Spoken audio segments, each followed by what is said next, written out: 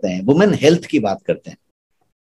Women have unique health issues, क्योंकि महिलाएं completely different हैं पुरुषों के बनिस्पत। उनके पास इश्यूज जो हमने डिस्कस किया अभी, मेंस्ट्रुएशन साइकिल है, प्रेगनेंसी है, मेनोपॉज है, और बहुत सारे ऐसे कंडीशंस हैं, डिफरेंट डिफरेंट ऑर्गन्स हैं कि वो डिफरेंट तरीके से बिहेव करते हैं, डिफरेंट तरीके से ऑपरेट करते हैं।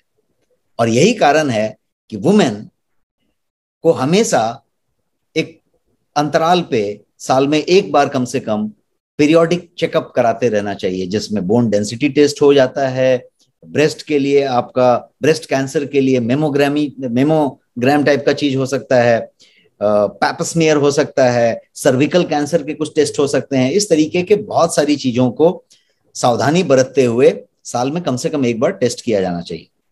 And there are many threats for women, और वो बहुत सारी बीमारियों के प्रोन भी होते हैं, इसीलिए इन टेस्ट से समय रहते बिना लेट हुए पता किया जा सकता है और उसको चलाया जा सकता है। कुछ बीमारियों को रन डाउन करें तो ब्रेस्ट कैंसर जैसी चीजें, ऑस्टियोपोरोसिस जैसी चीजें जहां पे हड्डी खोखली हो जाती है, फैटी लीवर की बात करें तो महिलाओं में ज्यादा संभावना है नॉन अल्कोहलिक फैटी लीवर होने की। हार्ट डिजीज की बात करें तो वुमेन मोर प्रोन है हार्ट डिजीज के मामले में। 1 in 8 वुमेन एक्सपीरियंस डिप्रेशन, 8 में से एक महिला डिप्रेशन एक्सपीरियंस करती है इन देयर लाइफ टाइम, और ये जो है दर जो है पुरुषों के मुकाबले दुगुना है। इसीलिए ये भी बहुत इंपॉर्टेंट है कि महिलाओं का मेंटल हेल्थ, किसी तरीके का स्ट्रेस है, किसी तरीके का मन में तनाव है, तो उसको भी मैनेज करने की जरूरत है, और इस चीज को पूरा का पूरा हार्मोनल बैलेंस के साथ देखने की जरूरत है, जेनेटिक्स के साथ देखने की जरूरत है, कोई तरीके का ट्रॉमेटिक इवेंट हुआ है उसके साथ कनेक्ट करके देखने की जरूरत है। और इसके साथ, क्योंकि इसका कनेक्शन हार्मोनल इम्बैलेंस से है, न्यूट्रिशनल डिफिशियंसी से है, और इन दोनों चीजों हेरिडिटी से है, इन सब चीजों को मिला के इस पे ज्यादा ध्यान रखने की जरूरत है।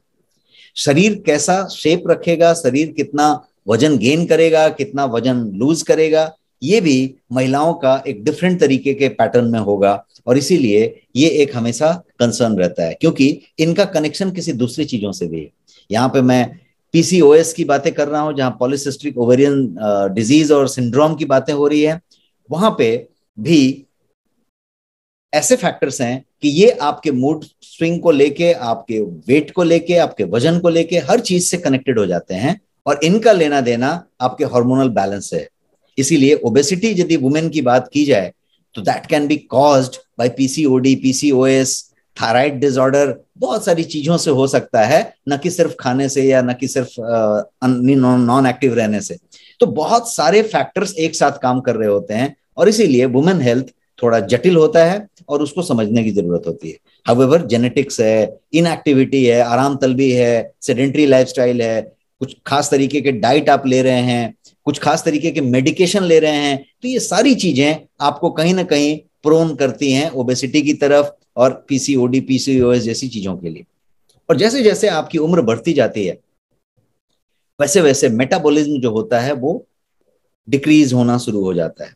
जैसे जैसे उम्र बढ़ती है वैसे वैसे मेटाबॉलिज्म धीरे धीरे कम होना शुरू होता है, और ये जो है यदि आपका डाइट और आपका एक्सरसाइज यदि उसके अनुपात में चेंज नहीं हो रहा है तो प्रॉब्लम होगा और आपको पता नहीं चलेगा।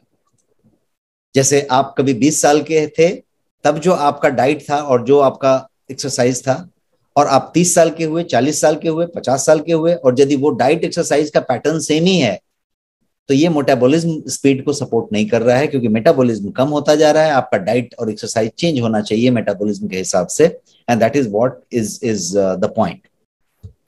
थायराइड एक बड़ा प्रॉब्लम है, विटामिन डी डिफिशियंसी एक बड़ा प्रॉब्लम है, इंसुलिन रेजिस्टेंस महिलाओं के पास ज्यादा होता है, एस्ट्रोजन की टॉपिक्स होती हैं, और इस तरीके के बहुत सारे कॉमन फैक्टर्स आ जाते हैं जिसकी वजह से महिलाओं के पास अलग अलग स्वास्थ्य समस्याएं आ जाती हैं।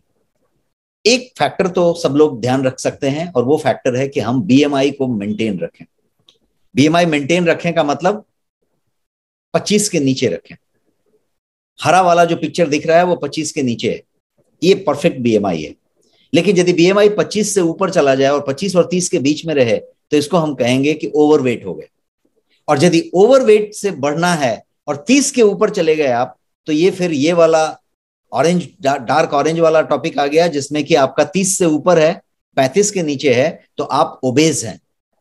और यदि 35 के भी ऊपर चले गए तो आप ये पर्पल कलर के हो गए, जिसमें कि आप जो है सीवियरली ओबेज हैं, क्लास 2 ओबेसिटी में चले गए।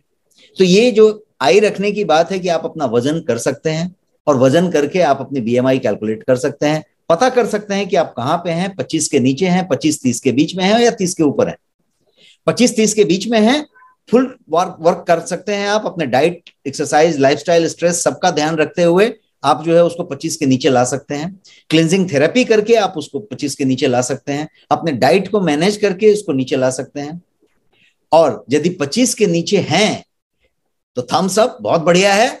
अब आपको क्या करना है, आपको इसे मेंटेन करना है रेस्ट ऑफ योर लाइफ।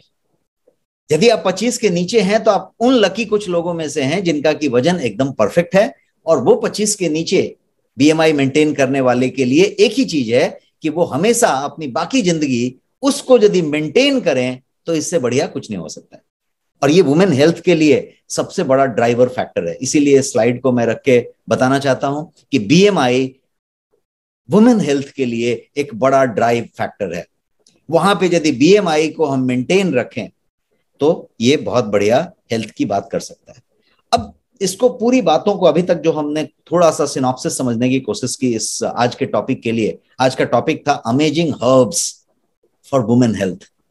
उसके लिए हमने कुछ वुमेन हेल्थ के बारे में एक बैकग्राउंड समझने की कोशिश की कि क्यों एक स्पेशल हर्ब की जरूरत है, क्यों बहुत सारे हर्ब्स का टॉपिक हम ले रहे हैं, क्योंकि महिलाओं का हेल्थ जो है काफी कॉम्प्लिकेटेड है, जिसको हमने समझा। कॉम्प्लिकेशन में एक और चीज समझते हैं कि women have different requirement than main.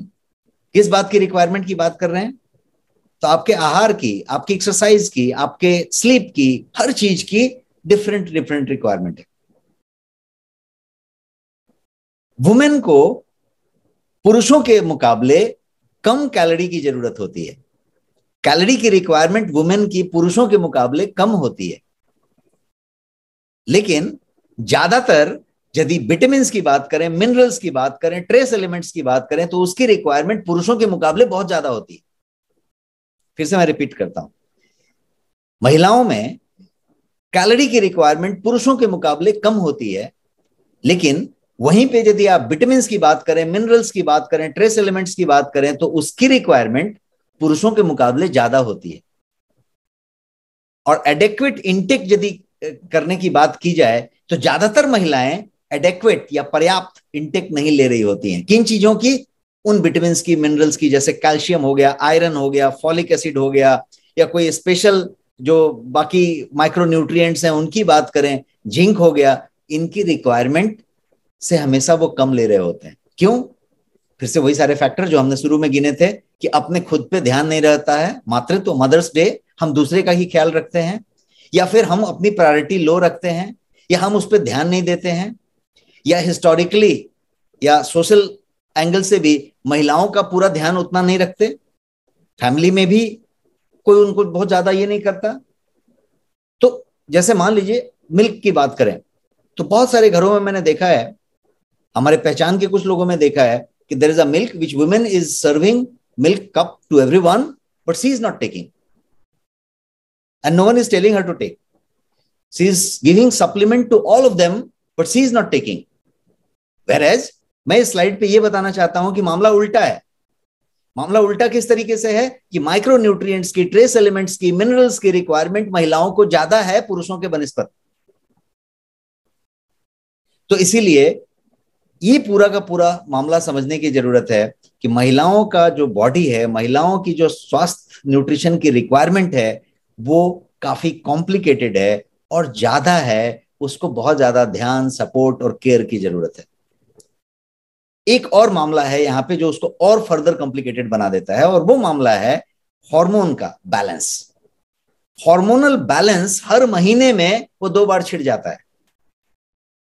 हर एक एज के गैप पे हार्मोनल बैलेंस बिगड़ जाती है, और हार्मोनल बैलेंस एक ऐसी चीज है जिसकी वजह से बहुत सारे फैक्टर्स एक साथ काम कर रहे होते हैं। इरिटेशन, टायर्ड हो जाना, थक जाना, कमजोरी हो जाना, कहीं पेन महसूस करना, पीठ में दर्द, कमर के नीचे दर्द, यहाँ पे दर्द, वहां पे दर्द, सर भारी हो जाना, सर दर्द होना, मूड स्विंग होना, ये सारी चीजें, चिड़चिड़ापन होना, थकान हो जाना, बैटरी डाउन हो जाना आफ्टरनून इवनिंग तक जाते जाते, ये सारे फैक्टर सिर्फ महिलाओं में काम कर रहे होते हैं, क्योंकि हार्मोनल बैलेंस वाली बात यहाँ पे आ रही होती है। तो संक्षेप में क्या पॉइंट निकल के आया इतने स्लाइड्स में, कि women need special care, special support in terms of nutrition, in terms of special herbs, पुरुषों के मुकाबले।